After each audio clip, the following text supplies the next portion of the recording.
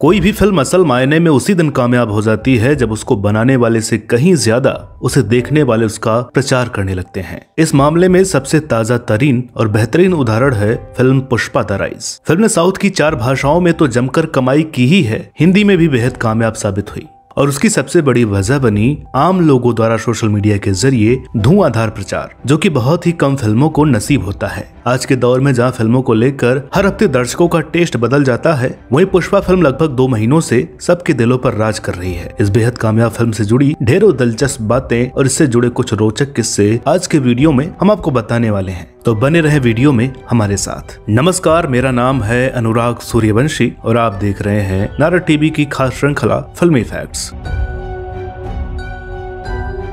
Film की कहानी आंध्र प्रदेश की पहाड़ियों में होने वाली लाल चंदन की तस्करी पर आधारित है। कहानी का नायक पुष्पराज एक दिहाड़ी मजदूर है जो लाल चंदन की तस्करी में माल ढोने का काम करता है और तेज दिमाग के कारण इस तस्करी के धंधे में धीरे धीरे अंदर तक घुस जाता है। पुष्पराज किसी के सामने सर नहीं झुकाता और एक सीधी सादी लड़की श्रीवल्ली से प्यार करता है। एक मजदूर से तस्करी की दुनिया का बेताज बादशाह बनने के दरमियान उसका सामना कई बड़े गैंगस्टर और पुलिस ऑफिसर से भी होता है, जो दर्शकों को फिल्म से बांधे रखने का काम करती है। प्रोड्यूसर नवीन यरनेनी और वाई रविशंकर की फिल्म पुष्पा द राइज की कहानी फिल्म के डायरेक्टर सुकुमार ने खुद ही लिखी है। हालांकि कहानी लंबी होने के कारण इसके मेकर्स ने फिल्म को 2 हिस्सों में बनाकर रिलीज करने का फैसला लिया था। निर्माता वाई रविशंकर ने एक इंटरव्यू में बताया था कि पुष्पा की कहानी बहुत लंबी है और 2.5 घंटे में इसे पूरा सुना पाना मुश्किल है। ऐसे में निर्देशक व कलाकारों ने सोचा कि फिल्म को 2 भागों में रिलीज करेंगे। मजे की बात कि पुष्पा फिल्म की 80% शूटिंग पूरी होने के बाद मेकर्स ने इसे दूसरे पार्ट में बनाने का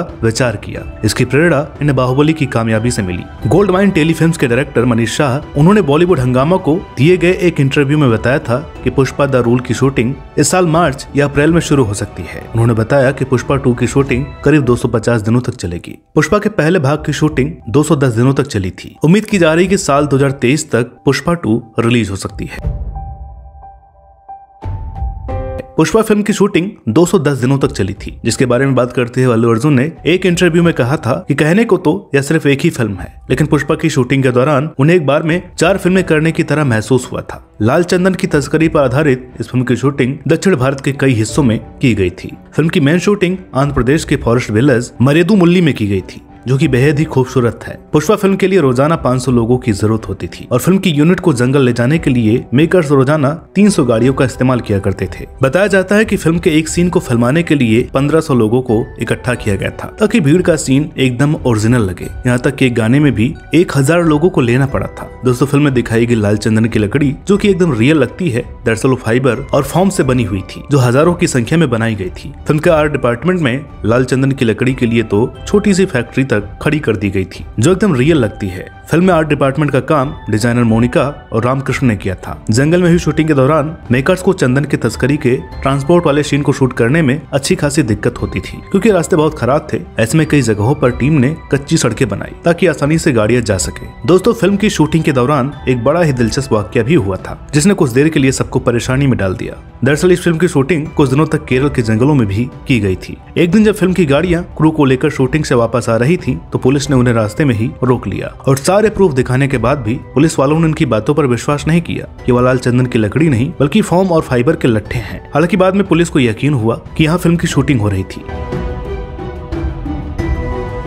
फिल्म में अल्लू अर्जुन और रश्मिका मंदाना पुष्पराज और श्रीवल्ली के किरदारों में नजर आए हैं। अल्लू अर्जुन की यह पहली पैन इंडिया फिल्म है जिसमें उन्हें मेन लीड के लिए कास्ट किया गया। कम लोगों को ही पता होगा कि अल्लू अर्जुन इस फिल्म के लिए पहली पसंद नहीं थे। दरअसल पुष्पराज के किरदार के लिए पहले महेश बाबू को चुना गया था, लेकिन उन्होंने इस रोल को ठुकरा दिया। फिल्म के डायरेक्टर सुकुमार की अल्लू अर्जुन के साथ तीसरी फिल्म है, जो बॉक्स ऑफिस पर लगातार सफल रही। दोनों ने पहली बार साल 2004 में रिलीज आर्या फिल्म में एक साथ काम किया था, जो सुपर हिट हुई थी। फिर दोनों की जोड़ी ने 2009 में आर्या 2 में काम किया और लगभग 12 वर्षों बाद पुष्पा तीसरी फिल्म बनी, जिसमें दोनों ने एक साथ काम किया। शूटिंग के दौरान पुष्पा के गेटअप में रेडी होने के लिए अल्लू अर्जुन को 2 घंटे का समय लगता था और शूटिंग के बाद लगभग 20 से 40 मिनट मेकअप उतारने में लग जाया करता था। पुष्पा के हिंदी वर्जन में अल्लू अर्जुन को बॉलीवुड अभिनेता श्रेयस तलपड़े ने अपनी आवाज दी है, जो अल्लू अर्जुन पर बिल्कुल फिट बैठती है। हालांकि इससे पहले अल्लू की अधिकतर फिल्मों में डबिंग आर्टिस्ट संकेत मात्रे की ही आवाज सुनने को मिला करती थी, जिसे दर्शक भी खूब पसंद करते थे। बताया जाता है कि शुरुआत में टीजर में अल्लू के लिए संकेत की ही आवाज इस्तेमाल की गई थी, लेकिन बाद में श्रेयस की आवाज कर दी गई, जिसको लेकर काफी दर्शकों ने विरोध भी जताया था। बात करें अपनी खूबसूरत अदाओं से हर किसी को दीवाना बनाने वाली ग्लैमरस एक्ट्रेस रश्मिका मंदाना की, जिन्होंने अपनी फिल्मी करियर की शुरुआत साल 2016 में कन्नड़ फिल्म किरिक पार्टी से की थी, जिसके बाद उन्होंने तेलुगु फिल्म इंडस्ट्री में भी काम करना शुरू कर दिया था और इसके लिए बाकायदा उन्होंने तेलुगु भाषा भी सीखी थी। फिल्म पुष्पा द राइज में अपने किरदार श्रीवल्ली को जीवंत करने के लिए उन्होंने विशेष रूप से चित्तूर की भाषा सीखी थी। हालांकि इस किरदार के लिए भी रश्मिका पहली पसंद नहीं थी। दरअसल पहले श्रीवल्ली का किरदार फिल्म में अपने आइटम सॉन्ग से सबको दीवाना बनाने वाली एक्ट्रेस सामंथा रूथ को ऑफर किया गया था, लेकिन उन्होंने इस नॉन ग्लैमरस लुक को ठुकरा दिया था। इसके बाद रश्मिका मंदाना इस रोल के लिए चुनी गई। फिल्म के हिंदी वर्जन में रश्मिका मंदाना के किरदार को आवाज प्लेबैक सिंगर स्मिता मल्होत्रा ने दी हुई है। इससे पहले भी स्मिता फिल्म रेस में कैटरीना कैफ और बाहुबली की देवसेना यानी अनुष्का शेट्टी समेत कई साउथ के एक्ट्रेस के लिए डब कर चुकी हैं। बतौर सिंगर स्मिता मल्होत्रा ने यादों की नदियाँ, तू कौन है जैसे कई गाने गा चुकी हैं। दोस्तों, इस फिल्म का हर किरदार कहानी में एक खास जगह रखता है। बात चाहे रेड्डी बंधुओं के किरदार की हो या पुलिस अफसर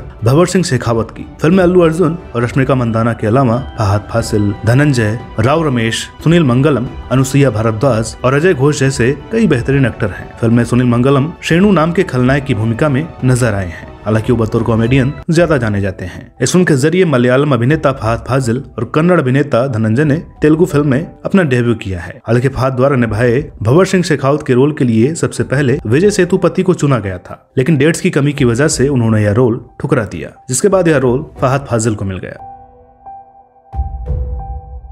फिल्म की ओर सबका ध्यान खींचने के लिए सामंथा रूथ को एक स्पेशल आइटम सॉन्ग में रखा गया है। बताया जाता है कि आइटम नंबर पहले दिशा पाटनी को ऑफर हुआ था, लेकिन उन्होंने इसे करने से इनकार कर दिया। दिशा पाटनी के अलावा नोरा फतेही को भी यह सॉन्ग ऑफर हुआ था, लेकिन उन्होंने भी इसे करने से मना कर दिया था।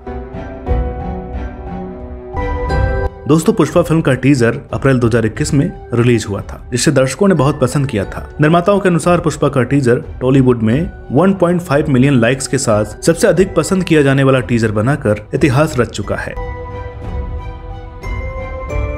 फिल्म के हिंदी रिलीज के राइट खरीदने वाले मनीष शाह ने बॉलीवुड हंगामा को दिए गए एक इंटरव्यू में बताया था कि पुष्पा द राइज 17 दिसंबर 2021 को सिनेमाघरों में रिलीज हुई थी और पहले दिन सिर्फ 3.3 करोड़ के साथ बॉक्स ऑफिस पर खाता खोला था, लेकिन क्रिसमस के बाद इस फिल्म ने हिंदी बॉक्स ऑफिस पर तेज रफ्तार पकड़ ली। दोस्तों, मजे की बात कि 14 जनवरी को यह फिल्म अमेजन प्राइम पर आने के बाद भी थिएटर्स में कमाई करती रही। तमिल, तेलुगु, मलयालम और कन्नड़ भाषा में हुई कमाई को छोड़ दें तो भी फिल्म ने 31 दिनों में ही मात्र हिंदी वर्जन से ही लगभग 88.50 करोड़ का कलेक्शन कर लिया था और अब तक 100 करोड़ का आंकड़ा भी पार करने में कामयाब हो चुकी है। यह न सिर्फ 2021 की सबसे ज्यादा कमाई करने वाली फिल्मों में शामिल हो चुकी है, बल्कि साल की सबसे ज्यादा मुनाफेदार फिल्म भी बन चुकी है और अभी भी फिल्म की कमाई जारी ही है। पुष्पा ने न सिर्फ भारत में बल्कि ओवरसीज में भी जमकर कमाई की है। लगभग 200 करोड़ के बजट में बनी इस फिल्म के world wide box office collection की बात करें तो अब तक लगभग 350 करोड़ से भी ऊपर है। तो दोस्तों, हमें उम्मीद है कि आपको आज का यह वीडियो पसंद आया होगा। वीडियो अगर अच्छी लगी हो तो प्लीज इसे लाइक करें, शेयर करें और चैनल पर नए हो तो प्लीज इसे सब्सक्राइब जरूर करें। हम आगे भी ऐसे ही वीडियोस आपके लिए लेकर आते रहेंगे, तो बने रहिए नारद टीवी के साथ। धन्यवाद।